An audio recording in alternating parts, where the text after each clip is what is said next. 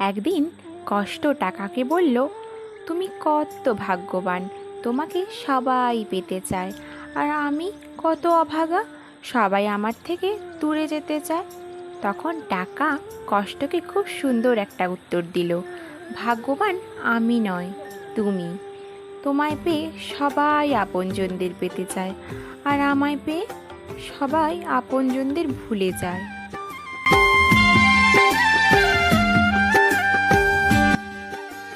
আর জানো তো একটা কথা, যে মানুষ যখন কাঁদে তখন শুধু তার চোখ কাঁদে না, সে মন থেকে কিছু অনুভব করে।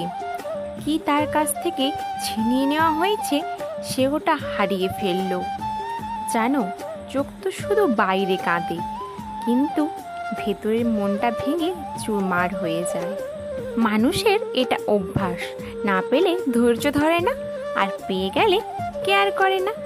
খুব সুন্দর একটা সময় ছিল, কিন্তু কি করব, সেটা কাল ছিল।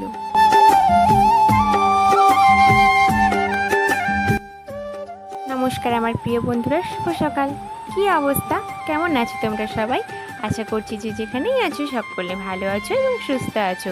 মেদিনীপুরের এই ছোট্ট গ্রাম থেকে আমি মৌ, আমার চ্যানেল অভিনব ক্রিয়েশনে তোমাদের সকলকে জানাই আবারও একবার অনেক অনেক স্বাগত, অনেক অনেক ভালোবাসা। দেখো, আজকে তোমাদের জন্য রয়েছে একটা ছোট্ট সুন্দর ভিডিও। আর হ্যাঁ, পুরো ভিডিওটা না স্কিপ করে সম্পূর্ণ দেখার অনুরোধ রইল তোমাদের কাছে। দেখো বন্ধুরা, সকালের সকল কাজকর্ম সেরে ফেলেছি, তারপরে দাঁত মাজতে মাজতে বাইকটাকে আমি ছাড় দিয়ে দিলাম, আজকে রোদ্দুরে ধান পড়বে তাই।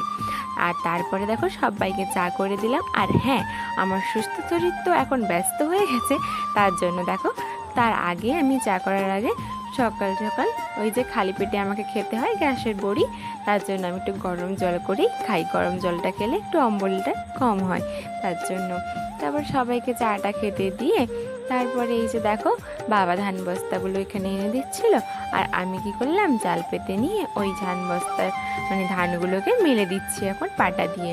আর এই যে দেখো কেমন সুন্দরভাবে পাটা দিয়ে ধানটা মেলা হয়ে যায়। দেখো বন্ধুরা, ওই যে ধান সেদ্ধ হয়েছিল না অনেকদিন আগে, তো পুজোর ওই আগে, তো তারপরে দেখো খোল গরম করে কিছু ধান সেদ্ধ কুটিয়ে আনা হলো, তো আর কিছু ধান সেদ্ধ থেকে গেছিলো, তো ওগুলোকে আবার রোদে ফেলা হলো, ওগুলো আবার পরে কুটিয়ে আনা হবে। তো পিসি এসেছিলো, পিসিও দেখো একটু ধান মেলে দিচ্ছিল। যাই হোক বন্ধুরা, দেখো ধান টান মিলে দিয়ে এসে এখানে চলে এসেছি কিছু পোশাক কেচে নিতে। তো এখানে বেশিরভাগ বাবাইয়ের পোশাকই রয়েছে, আর ওর বালিশের ওয়ার্ড রয়েছে, আর ওর যে কাঁথা থাকে, তো ছোট্ট ছোট্ট কাঁথাগুলো ওইগুলোও কেচে দিচ্ছি। তো রোজকার কাচা হয় না, ওর বালিশের ওয়ার কাঁথাগুলো দুদিন একদিন ছাড়া আমি কেচে দিই, না হলে রোদে মিলে দিই। তো রোজকার কাচা হয় না বলতে দেখো কেচে দিলে তো রোজ ভালোই হয়, কিন্তু এত কাজের মাঝখানে না আর রোজ সময় হয়ে ওঠে না। তো দেখো আজকে কেচে দিচ্ছি, তো আবার দু একদিন পরে আবার কেচে দেবো। দেখো বন্ধুরা, এদিকে আমি কাপড় কাচ্ছি, আর মা দিয়ে গেল জলের বোতলগুলো। জলের বোতলগুলো তো বুঝতেই পারছো, ওই বিকেলের দিকে ভরা হয় রাতের জন্য, তো সকাল হলে প্রায় সবই খালি হয়ে যায়। তো তার জন্য এগুলোকে দেখো ভরতে হবে, তো স্নান করার আগে এগুলো আমি ভরে রাখবো। আর তোমরা হয়তো কিছু কিছু আওয়াজ পাবে, কারণ না আজকে সেই ঝড়টা হচ্ছে।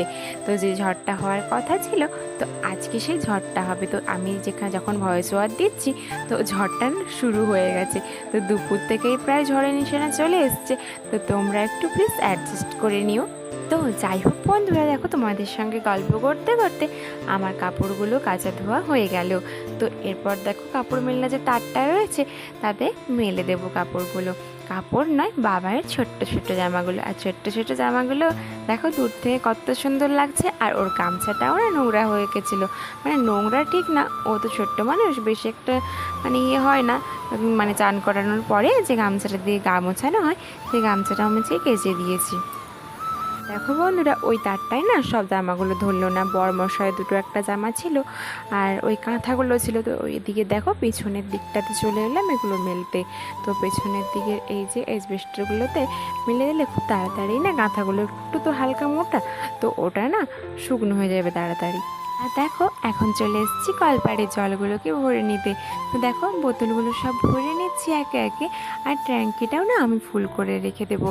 তারপরে চান করার আগে না ভাবছি ওই যে আমার ছোট্ট মতো একটা সবজি বাগানটা আছে, ওতে কিছু টুকিটাকি শাক, লঙ্কা গাছ, পুঁই শাক আর ভেন্ডি টেন্ডি এইসব লাগানো রয়েছে।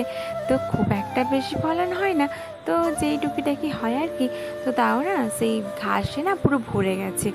আর ভাবছি কি ওই ঘাসগুলোকে না আজকে একটু বাছবো। তো তার জন্য একটু সবজি বাগানটার দিকে যাব আর এসে আমি চান করব। যাই হোক বন্ধুরা, দেখো এখানে যে লঙ্কা গাছটা রয়েছে এর চারপাশে এত ঘাসে ঘিরে গিয়েছে যে লঙ্কা গাছটাকে তো প্রায় দেখাই যাচ্ছে না। আর লঙ্কা গাছের গোড়ায় যত তুমি সার ওষুধ চাই দাও, সার ওষুধ বেশি একটা দেওয়া হয় না, তবুও যে এই খোল জল মানে আর ওই যে গোবর যে দেওয়া হয় তো সব তো ঘাসেই খেয়ে যাবে, তাই না? তো তার জন্য এই ঘাসগুলোকে ভালো করে পরিষ্কার করে নিতে হবে। আর এর মাঝখানে মাঝখানে না কিছু শাকও আছে, তো সেই শাকগুলোকেও প্রায় দেখা যাচ্ছে না, এই তো ঘাসেই ঢেকে গেছে পুরো। মানে মনে হচ্ছে না যে সবজি বাগান বা শাকের বাগান, মনে হচ্ছে এটা ঘাসের বাগান। তো দেখো ওই যে কাঁকরোলগুলো পুঁতেছিলাম, মানে কাঁকরোলের যে মূলগুলো, তো সেগুলোর থেকেও না ছোট ছোট গাছ বেরিয়েছে। তো তার গোড়াগুলোকেও পরিষ্কার করে রাখতে হবে, নাহলে তো বোঝাই যাবে না। তো খুব আস্তে আস্তে সাবধানে ছিঁড়তে হচ্ছে, কেননা কাঁকরোলের মানে গাছগুলো এই সবে মাত্র বেরিয়েছে, তো একটু টান পড়লেই ছিঁড়ে যাবে। কিন্তু এই যে দেখো আমার সাথের বরবটির গাছ কত সুন্দর, দেখো কলকলে হয়েছে আর কি ঝাঁকড়া হয়েছে কয়েকদিনই মাত্র। কোনো সার ওষুধ দেওয়া হয় না, শুধুমাত্র জলে। আর স্বাদের বলছে কেন বরবটির গাছটা, এটা না বরবটিগুলো খুব মিষ্টি, জানো তো? এগুলো না লাল বরবটির গাছ, তার এতে ফলনও কিন্তু খুব মানে বেশি দিন পাওয়া যায় আর খুব বেশি ফলনও পাওয়া যায়। এবছর হলে তোমাদেরকে দেখাবো। তো জানি না কেমন হবে, মানে ওই জুয়া পোকা হয় না, জুয়া পোকা লেগে গেলে কিন্তু মানে খুব একটা ভালো ফলন হয় না। তা বাদে বর্ষা আছে, এই বর্ষার দিনগুলো কাটাক। মানে আগের বছর আমি একটা মানে বড় করে তুলেছিলাম মানে বরবটি গাছকে, তো সেটা না বর্ষার জন্য পচে গেছিলো। তো এবারে জানি না বর্ষাতে কি হবে, কি হতে চলেছে। তো দেখো তবু এর গোড়ায় কতগুলো ঘাস জমে গেছিলো, ওগুলো তো পরিষ্কার করে রাখতে হবে, সে মানে থাক আর না থাক। তো এখন যেহেতু রয়েছে তো এটাকে তো ভালো করে রাখতেই হবে। আর দেখতেও কত ভালো লাগছে বলো তো, ঘাসে পুরো ঢেকে গেছে। তার জন্য এর গোড়ার ঘাসগুলোকে আমি উপরে রেখে দিলাম। আর এখন দেখো বন্ধুরা, যত ঘাসগুলো আমি উপরে রেখেছিলাম সবগুলোকে দেখো একটা বস্তায় করে ভরে নিচ্ছি, ওগুলোকে না গরুর মুখে দিয়ে দেবো। আর গরুগুলোও না দেখবে খুব মজা করে খাবে কিন্তু। আর ঘাস পেলে কোন গরু না মজা করে খাবে বলো?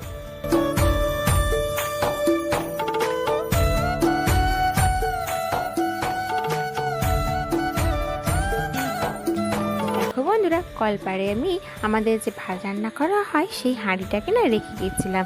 তো চান করার আগে সেটাকেও আমি মেজে নিলাম, ওটাকে না আমি ছাই দিয়েই মেজে নিচ্ছি।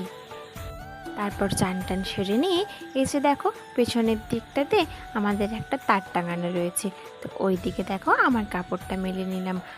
আর এদিকে দেখো আমি মুড়ি বেড়ে নিচ্ছি, আমি আর মা খেতে বাকি আছি, তাই দেখো মুড়িটা বেড়ে নিচ্ছি। আর আমি মুড়ি খাওয়ার জন্য আজকে পাঁপড় ভেজেছিলাম আর নারকেল লাড়ু ছিল। দেখো বন্ধুরা, খাবারটা খেয়ে আমি চলে এসেছি এখন রান্না চাপাতে। তো রান্না চাপাতে তো এসেছি, কিন্তু কোনো তরকারি নেই, মানে তরকারি নেই বলতে কোনো সবজি বাড়িতে নেই।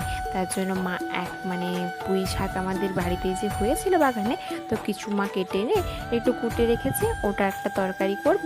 আর দেখো আমার বরমশাই আর শ্বশুরমশাই মিলে নেমেছে পুকুরে জাল দিতে, তো যদি মাছ পড়ে তাহলে রান্না হবে, তো না হলে ডাল চাপিয়ে দেবো। বন্ধুরা, আমি পুঁই শাকটা রান্না করেছি গরম তেলে, সোমরা ফোড়ন দিয়ে পুঁই শাকটা দিয়ে দিয়েছিলাম, হালকা নাড়াচাড়া করে নিয়ে মশলা বাটা দিয়ে দিয়েছি, সর্ষে, কাঁচা লঙ্কা, পেঁয়াজ আর জিরে বাটা দিয়ে জল দিয়ে ঢাকা চাপা দিয়ে দিচ্ছি। এবার জলটা শুকিয়ে গেলেই নাড়াচাড়া দিয়ে নামিয়ে নিলেই রেডি পুঁই শাকের তরকারি। আর এখন দেখো মানে বড়মশাই আর শ্বশুরমশাই মিলে জাল টানছে, তো দেখা যাক কী মাছ পড়ে। আর এই যে দেখো মাছের বাহার, একটা ছোট্ট মতো বাটা মাছ পড়েছে, আর একটা দেখো এই যে গোলুমুলু একটা গোল্ডেন কাপ, আর এইগুলোই মনে হচ্ছে না নিয়ে নেওয়া হবে। আর কি বলো তো বন্ধুরা, এই গোল্ডেন কাপগুলো না আমাদের পুকুরে প্রচুর রয়েছে, এগুলো না আর কিছুতেই বাড়তে চাইছে না। আর দেখো আকাশটা কেমন লাগছে, আমি এটার ভিডিও না করে পারলাম না, কীরকম পেঁচা তুলোর মতো হয়ে আছে দেখো চারিদিকটা।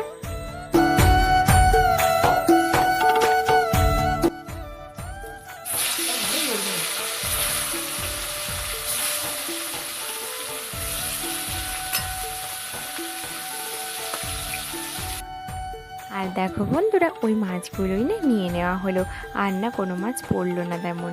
তো তার জন্য সেগুলোই নিয়ে ওই যে বেছে ধুয়ে এই যে নিয়ে এসেছি ভাজতে।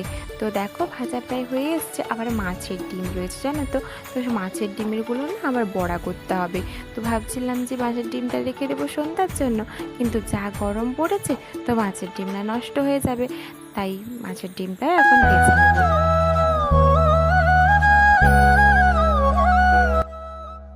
দেখো বন্ধুরা, মাছের ঝোল করব এখন। তো মাছের ডিম ভাজার যে তেলটা বেঁচে গেছিলো, ওই তেলটা দিয়ে আমি মশলাটা দিয়ে দিলাম।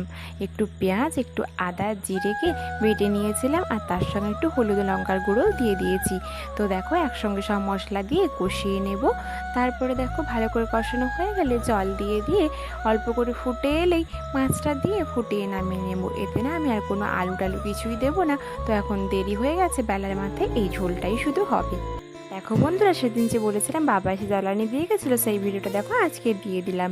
এই যে দেখো আমার পার্টলারি করে জ্বালানিগুলো দিয়ে গেল। আর দেখো সন্ধ্যার দিকে আমরা একটু চা মুড়ি খেয়েছিলাম। আর ভিডিওটা না এই পর্যন্তই। ভিডিওটা ভালো লাগলে অবশ্যই চ্যানেলটা লাইক সাবস্ক্রাইব করে দিও। আর দেখা হচ্ছে পরের একটা ভিডিওতে। ততক্ষণ তোমরা ভালো থাকো, সুস্থ থাকো, আর সবাইকে ভালো রাখো।